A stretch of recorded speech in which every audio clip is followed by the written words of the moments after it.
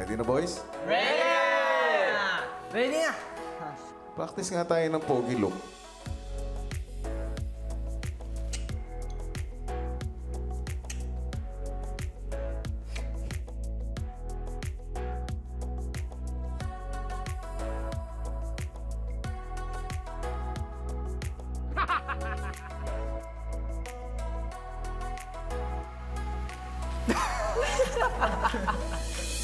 Umaga sa bahay, pinatawag ni Kuya si Batit sa confession room.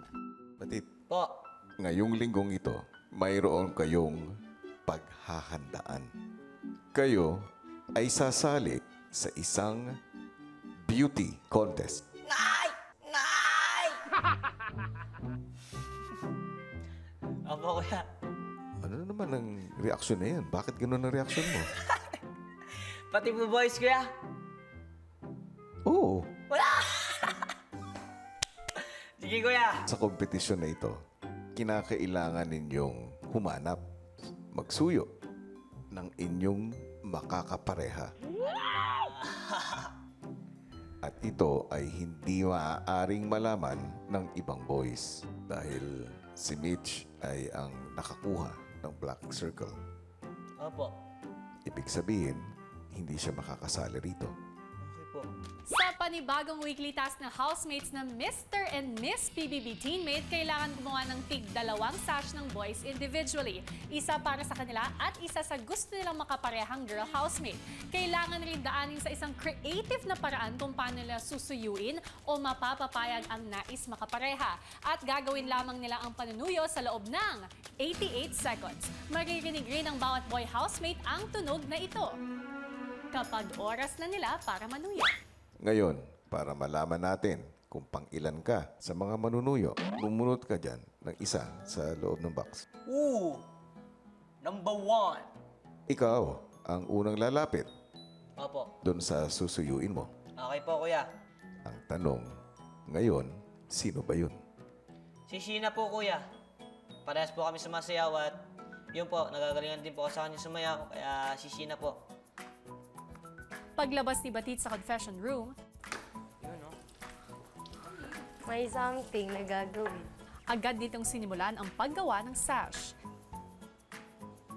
Feeling ko magtatahi si Kuya Bat. Si Lance ang sunod na pumunta sa confession room at pinabunot sa box. Oh, kuya, number 3 po. Sino ba ang gusto mong makapareha? Siyempre, kuya, si Angela po, kuya, kasi alam ko naman po may experience rin po siya sa pageants, tsaka alam ko na may chemistry kaming dalawa. So, yun po, kuya, mas komportable po ako na siya magiging partner ko po, kuya. Ay, dalawa na. Sino magluto ng rice? Wala pa, nag-egg muna ako.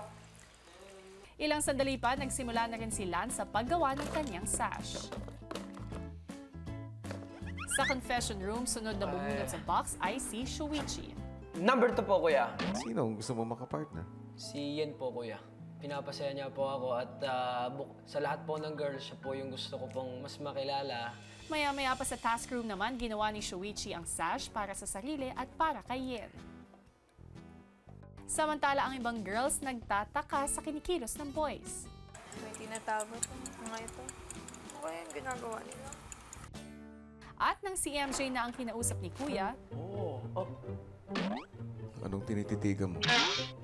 Box po, kuya. Nako. Bakit? Anong inisip mo? Baka kuya ipis yan.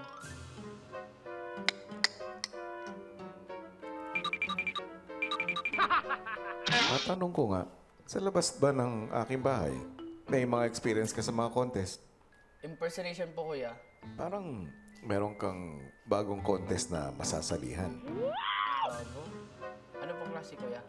Ito ang patagalan humawak ng Ulok ko. ipis. Alak ka diyan! Takot ako, kuya, sa ipis, kuya. Ready? Kuya! Pikit. Kuya! Ilagay ang kamay sa ibabaw ng box. Isa lang ang kukunin mo. Isa lang, sige po, kuya. Isa lang. Kuya. Go! Ala, kuya, ano yan?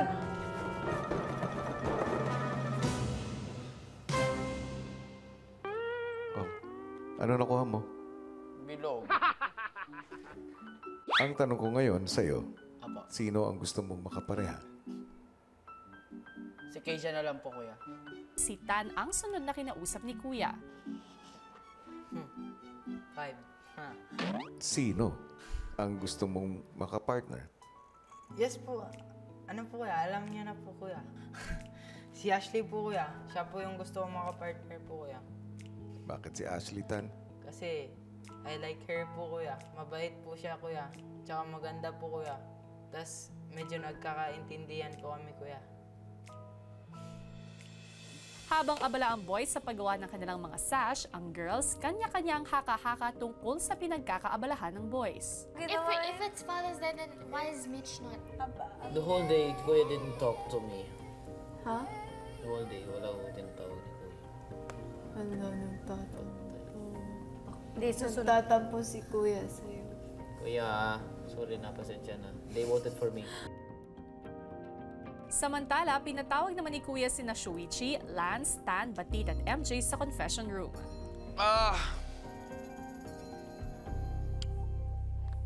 Ready na, boys? Ready na! Practice nga tayo ng pogi look.